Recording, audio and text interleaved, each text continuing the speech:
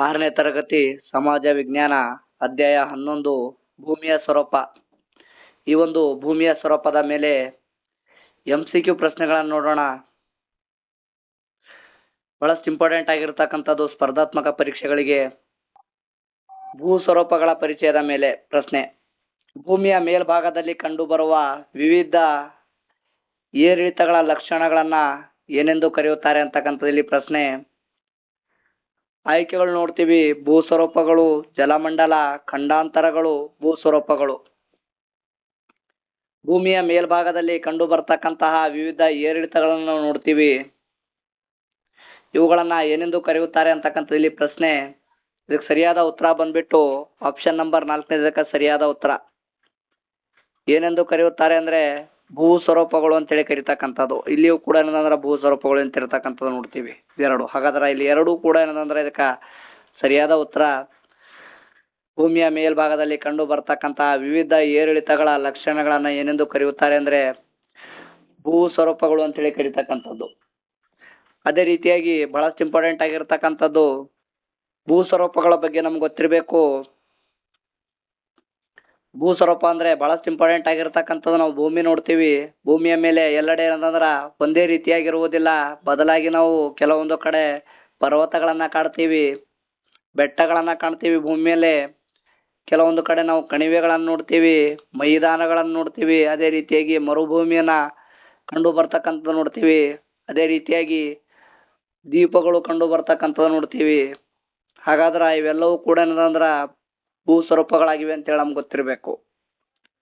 ಹಾಗಾದ್ರ ಈ ಒಂದು ಭೂ ಸ್ವರೂಪಗಳು ಶಾಶ್ವತವೇ ಅಂತೇಳಿ ಪ್ರಶ್ನೆ ಬರ್ತಕ್ಕಂಥ ಸಾಧ್ಯತೆ ಇರ್ತಕ್ಕಂಥದ್ದು ನೋಡ್ತೀವಿ. ಹಾಗಾದ್ರ ಭೂ ಸ್ವರೂಪಗಳು ಏನಂದ್ರ ಇವುಗಳು ಶಾಶ್ವತವಲ್ಲ.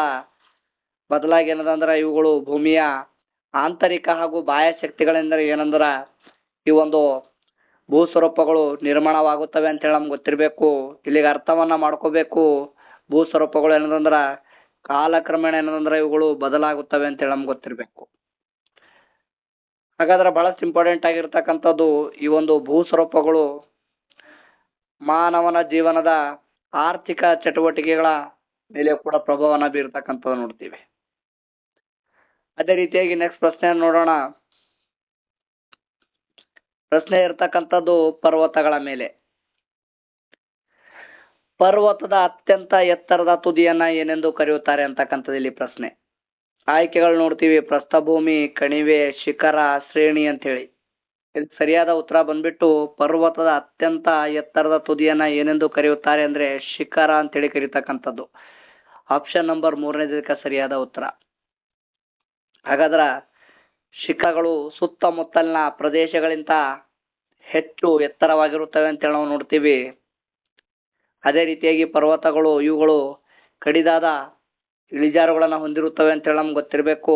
ಬಹಳಷ್ಟು ಇಂಪಾರ್ಟೆಂಟ್ ಆಗಿರ್ತಕ್ಕಂಥದ್ದು ಈ ಒಂದು ಪರ್ವತಗಳು ಸಾಮಾನ್ಯವಾಗಿ ಬಹಳಷ್ಟು ಇಂಪಾರ್ಟೆಂಟ್ ಆಗಿರ್ತಕ್ಕಂಥದ್ದು ಸಮುದ್ರ ಮಟ್ಟದಿಂದ ಎಷ್ಟು ಮೀಟರ್ಗಿಂತ ಹೆಚ್ಚು ಎತ್ತರದಲ್ಲಿ ಇರುತ್ತವೆ ಅಂತೇಳಿ ನಮ್ಗೆ ಗೊತ್ತಿರಬೇಕು. ಇದ್ರ ಮೇಲೆ ಕೂಡ ಪ್ರಶ್ನೆಗಳು ಕೇಳ್ತಕ್ಕಂಥ ಸಾಧ್ಯತೆ ಇರ್ತಕ್ಕಂಥದ್ದು ನೋಡ್ತೀವಿ.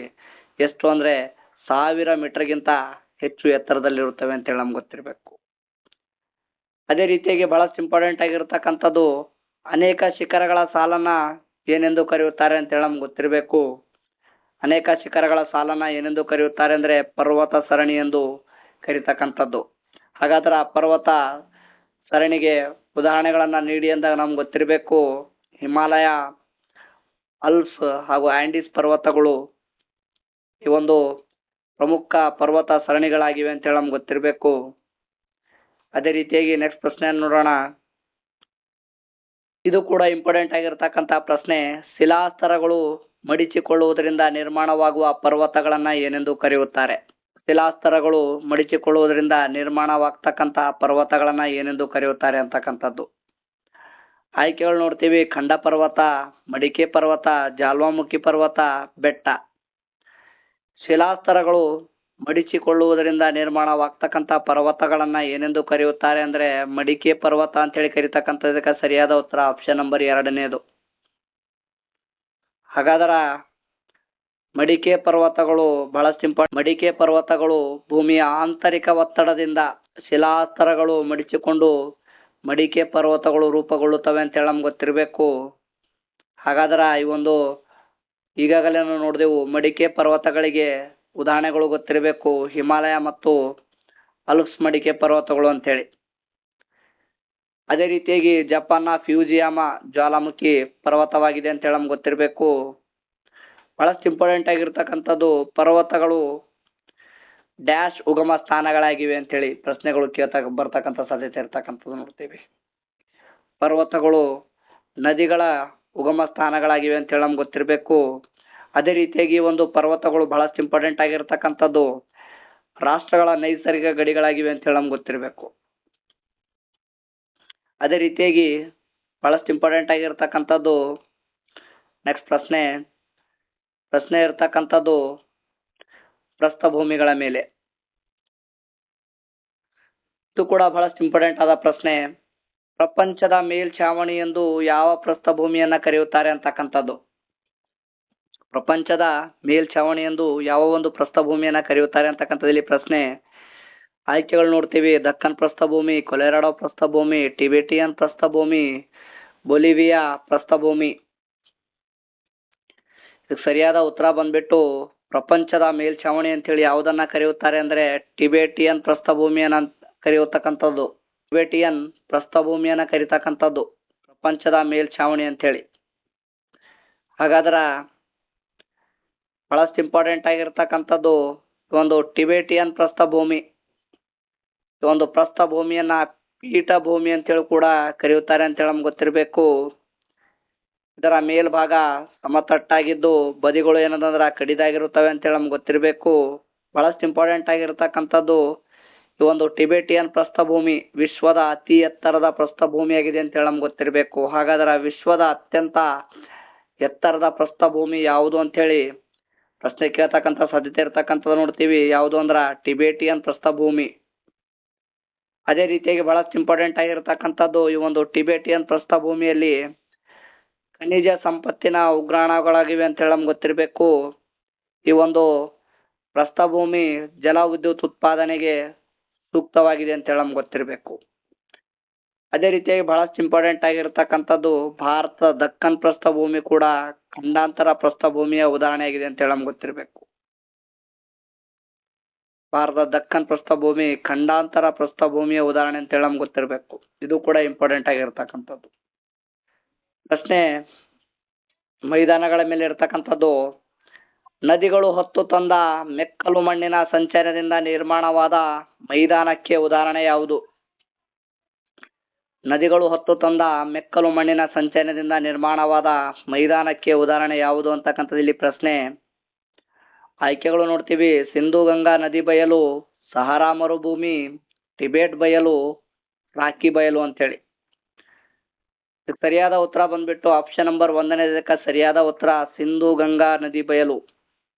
ಈ ಒಂದು ಪ್ರದೇಶದಲ್ಲಿ ನದಿಗಳು ಹೊತ್ತು ತಂದ ಮೆಕ್ಕಲು ಮಣ್ಣಿನ ಸಂಚಯನದಿಂದ ನಿರ್ಮಾಣವಾಗಿದೆ ಅಂತೇಳಿ ನಮ್ಗೆ ಗೊತ್ತಿರಬೇಕು. ಈ ಒಂದು ನಿರ್ಮಾಣವಾದ ಮೈದಾನಕ್ಕೆ ಸಿಂಧು ಗಂಗಾ ನದಿ ಬಯಲು ಪ್ರದೇಶ ಅಂತೇಳಿ ಕರೀತಕ್ಕಂಥದ್ದು. ಹಾಗಾದ್ರ ಈ ಒಂದು ಸಿಂಧು ಗಂಗಾ ನದಿ ಬಯಲು ಪ್ರದೇಶ ಬಹಳಷ್ಟು ಇಂಪಾರ್ಟೆಂಟ್ ಆಗಿರ್ತಕ್ಕಂಥದ್ದು. ಇದೊಂದು ವಿಶಾಲವಾದ ಸಮತಟ್ಟಾದ ತಗ್ಗು ಪ್ರದೇಶಗಳಾಗಿವೆ ಅಂತೇಳಿ ನಮ್ಗೆ ಗೊತ್ತಿರಬೇಕು ಈ ಒಂದು ಮೈದಾನಗಳು. ಅದೇ ರೀತಿಯಾಗಿ ಬಹಳಷ್ಟು ಇಂಪಾರ್ಟೆಂಟ್ ಆಗಿರ್ತಕ್ಕಂಥದ್ದು ನದಿಗಳು ಹೊತ್ತು ತಂದ ಅಥವಾ ನದಿಗಳು ಸಾಗಿಸಿ ತಂದ ಮೆಕ್ಕಲು ಮಣ್ಣು ಮತ್ತು ಮರಳು ಹಾಗೂ ಗದ್ದೆಯಿಂದ ನಿರ್ಮಾಣವಾಗುತ್ತವೆ ಅಂತೇಳಿ ನಮ್ಗೆ ಗೊತ್ತಿರಬೇಕು. ಅದೇ ರೀತಿಯಾಗಿ ಬಹಳಷ್ಟು ಇಂಪಾರ್ಟೆಂಟ್ ಆಗಿರ್ತಕ್ಕಂಥದ್ದು ಈ ಒಂದು ಸಿಂಧು ಗಂಗಾ ನದಿ ಬಯಲು ಮೈದಾನದಲ್ಲಿ ಅತ್ಯಂತ ಬಹಳಷ್ಟು ಇಂಪಾರ್ಟೆಂಟ್ ಆಗಿರ್ತಕ್ಕಂಥದ್ದು ಫಲವತ್ತಾದ ಮಣ್ಣನ್ನ ಹೊಂದಿರುತ್ತವೆ ಅಂತೇಳಿ ನಮ್ಗೆ ಗೊತ್ತಿರಬೇಕು. ಇವುಗಳು ಅಂದ್ರೆ ಈ ಮಣ್ಣು ಬಹಳಷ್ಟು ಇಂಪಾರ್ಟೆಂಟ್ ಆಗಿರ್ತಕ್ಕಂಥದ್ದು ಕೃಷಿಗೆ ಮತ್ತು ಬಹಳಷ್ಟು ಇಂಪಾರ್ಟೆಂಟ್ ಆಗಿರ್ತಕ್ಕಂಥದ್ದು ಸಾರಿಗೆ ಹಾಗೂ ಕೈಗಾರಿಕೆಗಳು ಹೆಚ್ಚು ಅನುಕೂಲಕರವಾಗಿದೆ ಅಂತಕ್ಕಂಥದ್ದು ನೋಡ್ತೀವಿ. ಅದೇ ರೀತಿಯಾಗಿ ಬಹಳಷ್ಟು ಇಂಪಾರ್ಟೆಂಟ್ ಆಗಿರ್ತಕ್ಕಂಥದ್ದು ಈ ಒಂದು ಮೈದಾನಗಳು ಹೆಚ್ಚು ಜನಸಂಖ್ಯೆ ಹೊಂದಿರುವ ಪ್ರದೇಶಗಳು ಸಾಮಾನ್ಯವಾಗಿ ಏನಂದ್ರ ಮೈದಾನಗಳಾಗಿವೆ ಅಂತ ಹೇಳಿ ನಾವು ನೋಡ್ತೀವಿ. ಅದೇ ರೀತಿಯಾಗಿ ನೆಕ್ಸ್ಟ್ ಪ್ರಶ್ನೆ ನೋಡೋಣ. ಮರುಭೂಮಿಯ ಯಾವ ಭಾಗದಲ್ಲಿ ಅಂತರ್ಜಲವು ಚಿಲಿಮೆಯ ರೂಪದಲ್ಲಿ ಹೊರಬಂದು ಸಸ್ಯವರ್ಗ ಬೆಳೆಯುತ್ತದೆ? ಮರುಭೂಮಿಯ ಯಾವ ಭಾಗದಲ್ಲಿ ಅಂತರ್ಜಲವು ಚಿಲುಮೆಯ ರೂಪದಲ್ಲಿ ಹೊರಬಂದು ಸಸ್ಯವರ್ಗ ಬೆಳೆಯುತ್ತದೆ ಅಂತಕ್ಕಂಥದ್ದು ಆಯ್ಕೆಗಳು ನೋಡ್ತೀವಿ. ಮರಳು ದಿಣ್ಣೆ, ಶಿಖರ, ಓಯಸಿಸ್, ಬಯಲು. ಅದಕ್ಕೆ ಸರಿಯಾದ ಉತ್ತರ ಬಂದ್ಬಿಟ್ಟು ಆಪ್ಷನ್ ನಂಬರ್ 3 ಇದಕ್ಕೆ ಸರಿಯಾದ ಉತ್ತರ ಓಯಸಿಸ್ ಅಂತಕ್ಕಂಥದ್ದು. ಹಾಗಾದ್ರೆ ಓಯಸಿಸ್ ಬಹಳಷ್ಟು ಇಂಪಾರ್ಟೆಂಟ್ ಆಗಿರತಕ್ಕಂಥದ್ದು. ಮರುಭೂಮಿಗಳು ಅತ್ಯಂತ ಕಡಿಮೆ ಮಳೆಯಾಗುವ ಶುಷ್ಕ ಪ್ರದೇಶಗಳಾಗಿವೆ ಅಂತೇಳಿ ನಮ್ಗೆ ಗೊತ್ತಿರಬೇಕು. ಇಲ್ಲಿ ಹಗಲು ಹೆಚ್ಚು ಬಿಸಿಯಾಗಿದ್ದು ರಾತ್ರಿ ಏನದಂದ್ರೆ ಹೆಚ್ಚು ಚಳಿಯಾಗಿರುತ್ತವೆ ಅಂತೇಳಿ ನಮ್ಗೆ ಗೊತ್ತಿರಬೇಕು. ಸಹಾರಾ ಮರುಭೂಮಿ ಬಹಳಷ್ಟು ಇಂಪಾರ್ಟೆಂಟ್ ಆಗಿರತಕ್ಕಂಥದ್ದು. ವಿಶ್ವದ ಅತಿ ದೊಡ್ಡ ಬಿಸಿ ಮರುಭೂಮಿಯಾಗಿದೆ ಅಂತೇಳಿ ನಮ್ಗೆ ಗೊತ್ತಿರಬೇಕು. ಅದೇ ರೀತಿಯಾಗಿ ಬಹಳಷ್ಟು ಇಂಪಾರ್ಟೆಂಟ್ ಆಗಿರತಕ್ಕಂಥದ್ದು ಮರುಭೂಮಿಯಲ್ಲಿ ಪೆಟ್ರೋಲಿಯಂ ನಿಕ್ಷೇಪಗಳು ಕಂಡು ಬರುತ್ತವೆ ಅಂತೇಳಿ ನಮ್ಗೆ ಗೊತ್ತಿರಬೇಕು. ಬಹಳಷ್ಟು ಇಂಪಾರ್ಟೆಂಟ್ ಆಗಿರತಕ್ಕಂಥದ್ದು ಈ ಒಂದು ಓಯಸಿಸ್ ಪ್ರದೇಶಗಳಲ್ಲಿ ನೀರು ಲಭ್ಯವಿರುವುದರಿಂದ ಮಾನವ ವಸತಿ ಹಾಗೂ ಕೃಷಿಗೆ ಈ ಒಂದು ಮರುಭೂಮಿಯಲ್ಲಿ ಸಾಧ್ಯವನ್ನ ಆಗ್ತಕ್ಕಂಥದ್ದು ನೋಡ್ತೀವಿ. ನೆಕ್ಸ್ಟ್